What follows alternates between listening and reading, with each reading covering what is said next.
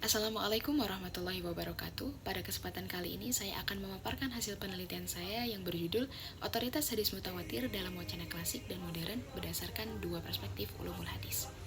Sebelumnya, izinkan saya memperkenalkan diri. Saya Mumtaz Wafik Aljinan dengan NIM 12530100007. Saya mahasiswa Prodi Hukum Keluarga, Fakultas Syariah dan Hukum UIN Sunan Gunung Jati, Bandung. Hadis menempati posisi fundamental dalam konstruksi keilmuan Islam, menjadi sumber kedua setelah Al-Quran. Ia bukan hanya sekedar mencatat perkataan atau tindakan Nabi Muhammad SAW, melainkan menjadi pijakan normatif dalam pembentukan hukum, akhlak, dan teologi. Oleh sebab itu, keautentikan hadis menjadi persoalan epistemologis yang sangat krusial dalam studi Islam. Hadis mutawatir menempati posisi tertinggi dalam hierarki validitas karena dinilai memberikan yakin atau kepastian dalam periwayatannya. Mengapa demikian? Karena hadis dapat disebut sebagai mutawatir apabila dalam tingkatan-tingkatan sanadnya diriwayatkan oleh sejumlah besar perawi, sehingga dengan jumlah yang besar tersebut tidak mungkin bagi para perawi untuk bersepakat dalam kebohongan atau kadzib. Dalam tradisi klasik, rumusan ini disampaikan oleh Mahmud At-Tahan dalam bukunya Taisir Mustalahul Hadis yang didasarkan pada prinsip rasionalitas dan keadilan perawi. Perkembangan keilmuan hadis klasik menunjukkan adanya sistem verifikasi yang sangat kompleks, baik melalui analisis sanad maupun matan. Ulama seperti Ibnu Hajar Al-Asqalani dalam kitabnya Nuzhatun Nazar dan Imam As-Suyuti dalam Tadribur Rawi menekankan pentingnya kesinambungan periwayatan dan kredibilitas perawi sebagai indikator utama keautentikan hadis.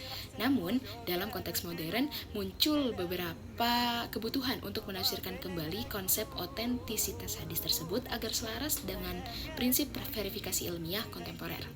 Disinilah relevansi pendekatan akademik modern seperti yang diusulkan oleh Muhammad Hashim Kamali dalam A Textbook of Hadith Studies menjadi penting karena ia menawarkan kerangka epistemologis yang menekankan objektivitas, rasionalitas, dan keadilan ilmiah.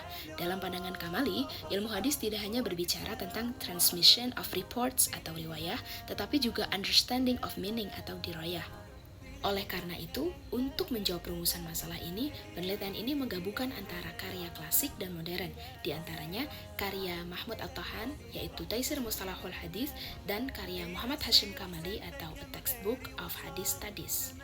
Konsep mutawatir merupakan salah satu pilar yang penting dalam ilmu mustalahul hadis yang secara terminologis dapat didefinisikan sebagai hadis yang diriwayatkan oleh banyak perawi dalam setiap tingkatan sanad, sehingga mustahil mereka bersepakat dalam kebohongan. Definisi ini bersandar pada pendekatan rasional dan empiris yang dikembangkan oleh para muhadis klasik seperti Al-Khatib Al-Baghdadi dalam Kifayah fi al-Riwayah dan Ibnu Hajar Al-Asqalani dalam Nuzhatun Nazar. Mereka menegaskan bahwa mutawatir itu memberikan ilmu yaqin atau pengetahuan yang pasti, berbeda dari hadis ahad yang hanya melahirkan zonnul ghaib atau dugaan kuat. Secara epistemologis, prinsip ini akhirnya menempatkan mutawatir sebagai instrumen validasi tertinggi dalam transmisi wahyu selain Quran. Mahmud At-Tahan dalam kitabnya Taisir Mustalahul Hadis menegaskan bahwa otoritas mutawatir didasarkan pada dua fondasi utama, yaitu kesinambungan sanad atau ittisalus sanad dan kuantitas perawi yang meniadakan kemungkinan kebohongan kolektif di dalamnya. Ia membagi mutawatir menjadi dua, yaitu mutawatir lafzi dan mutawatir ma'nawi. Yang pertama merujuk pada keseragaman teks riwayat, sedangkan yang kedua merujuk pada kesamaan makna dari berbagai lafaz berbeda. Pembagian ini memperluas pemahaman bahwa kepastian dalam mutawatir tidak selalu bersifat literal, melainkan juga semantik. Bagi At-Tahan, kekuatan epistemologis mutawatir itu terletak pada kontinuitas informasi yang bersifat kolektif, bukan pada kredibilitas individual perawi. Dengan demikian, kebenaran yang ada pada hadis mutawatir itu bersifat objektif dan bukan subjektif atau secara personal. Sementara itu, Muhammad Hashim Kamali memandang hadis mutawatir dari sudut metodologis yang lebih luas. Ia menilai bahwa prinsip otentisitas itu tidak hanya bergantung pada jumlah periwayat, tetapi juga pada integritas ilmiah, keadilan, dan objektivitas dalam menilai bukti. Ia menekankan keterpaduan antara sanad atau transmisi dan matan atau makna. Muhammad Hashim Kamali sendiri berpendapat bahwa keotentikan hadis itu seharusnya juga ditentukan oleh keadilan intelektual, objektivitas ilmiah, dan koherensi antara teks dan konteks. Dengan demikian, mutawatir tidak hanya diukur dari jumlah perawi, tetapi juga dari integritas ilmiah, sistem yang menopangnya. Konsep otoritas hadis mutawatir juga berkaitan dengan epistemologi Islam klasik, seperti Imam Al-Ghazali dalam kitabnya Al-Mustashfa dan Al-Juwaini dalam Al-Burhan fi Ushulil Fiqh menempatkan mutawatir sebagai sumber pengetahuan yang menghasilkan keyakinan absolut. Kodanya menganggap bahwa hadis mutawatir itu sejajar dengan Al-Quran dalam kekuatan epistemologisnya. Dalam pandangan mereka, sumber pengetahuan yang valid dalam Islam itu meliputi al-hawas, al-aqlu, dan al-khobarus shodiq, atau berita yang benar. Nah, mutawatir ini dikategorikan sebagai bentuk al-khobar as-shodiq yang tertinggi karena keterjaminannya secara rasional dan empiris. Namun dalam konteks modern, teori autentisitas hadis mutawatir mengalami reinterpretasi seperti Jonathan S. Brown dalam hadis Muhammad Legacy in the Medieval and Modern World menekankan pentingnya melihat mutawatir tidak hanya sebagai suatu fenomena sosial atau kategori statis saja, tetapi juga sebagai proses sosial yang melibatkan komunitas ilmiah. Brown menunjukkan bahwa kriteria mutawatir dapat berubah sesuai dengan kepercayaan sosial terhadap sumber-sumber riwayat. Senada dengan itu, Harold Mutsky dan Gregor Schuller menyoroti pentingnya kritik sejarah dan analisis filologis dalam memastikan kesinambungan transmisi hadis. Hal ini memperluas pemahaman bahwa otoritas mutawatir juga bergantung pada kredibilitas tradisi ilmiah yang memeliharanya.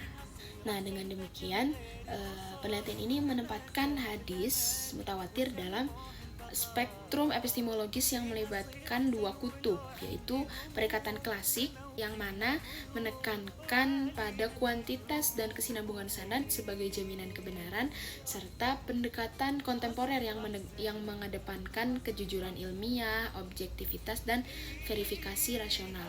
Keduanya membentuk dialektika yang penting dalam memahami bagaimana otoritas hadis dibangun, dipertahankan, dan ditafsirkan ulang dalam konteks akademik modern. Perbandingan antara metodologi klasik dan modern menunjukkan bahwa keduanya memiliki orientasi epistemologis yang sama, yaitu sama-sama mencari kebenaran yang dapat dipertanggungjawabkan. Namun memang cara mencapai kebenaran tersebut berbeda-beda. Ulama klasik menekankan kesinambungan sanad dan otoritas komunitas periwayat, sedangkan pemikir modern menekankan rasionalitas, analisis tekstual, dan relevansi kontekstual. Metodologi klasik unggul dalam membangun sistem verifikasi sosial terhadap kebenaran riwayat karena ia menciptakan jaringan transmisi yang ketat, misalkan adanya standar keadilan atau al-adl, serta ada juga standar ketelitian atau ad-dobtu pada perawi. Sistem ini membentuk semacam arsitektur keilmuan gitu yang dapat menjaga integritas pengetahuan Islam dari distorsi atau gangguan-gangguan yang ada di masa yang akan datang. Dalam konteks mutawatir, mekanisme ini juga memastikan bahwa informasi agama itu tidak tergantung pada individunya, melainkan pada kontinuitas umat. Sementara itu, metodologi modern juga berusaha menghidupkan kembali semangat kritis dalam tradisi tersebut dengan cara menekankan dimensi rasional dan interdisipliner. Dan pendekatan modern juga memungkinkan adanya evaluasi lebih lanjut terhadap teks dan makna hadis. Ini sangat relevan jelas dalam menghadapi tantangan hermeneutik dan historis di era kontemporer. Kamali misalnya menawarkan sejumlah paradigma yang menilai otoritas hadis berdasarkan keadilan ilmiah dan bukan hanya keabsahan sanad saja. Keduanya saling melengkapi, yang satu menjaga orisinalitas dan yang satu lagi menjaga aktualitasnya gitu. Inilah menurut saya menjadi fondasi epistemologi baru yang diperlukan untuk mempertahankan relevansi hadis mutawatir di era akademik modern. Selain itu, integrasi ini juga menjadi penting untuk membangun legitimasi keilmuan Islam di akademik modern, karena seperti yang kita lihat, pendekatan ulumul hadis klasik itu menyediakan prinsip validasi internal, sedangkan epistemologi modern menyediakan alat validasi eksternal. Nah, ketika keduanya itu dipadukan, maka lahirlah suatu sistem ilmu pengetahuan yang dapat menjembatani antara iman dan rasio, tradisi dan sains, serta teks dan konteks. Maka dapat saya simpulkan bahwa hadis mutawatir itu menempati posisi epistemologis yang istimewa dalam struktur keilmuan Islam. Dalam tradisi klasik, mutawatir menjadi simbol kepastian atau yakin dan kebenaran absolut karena didukung oleh transmisi yang luas dan berkesinambungan.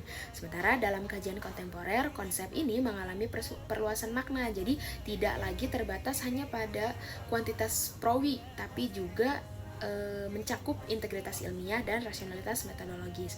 Dengan demikian, mutawatir bukan hanya sekedar representasi dari kesepakatan naratif, tetapi juga dari konsistensi intelektual dan moral para perawi dan peneliti.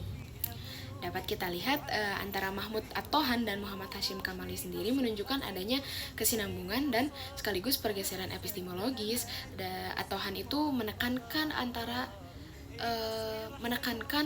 otoritas mutawatir melalui keabsahan sanad, sedangkan Kamali menyoroti pentingnya koherensi, makna, dan objektivitas ilmiah dalam menilai kebenaran hadis. Kedua pendekatan ini jelas tidak bertentangan, melainkan saling melengkapi. Yang satu mengokohkan fondasi keautentikan tekstual, sedangkan yang lain memperluas interpretasi agar hadis tetap relevan dalam konteks keilmuan modern. Maka dari itu, cukup sekian presentasi yang dapat saya sampaikan. Mohon maaf apabila terdapat banyak kekurangan dan kesalahan. Wallahul muwaffiq ila aqwamit thoriq. Wassalamualaikum warahmatullahi wabarakatuh.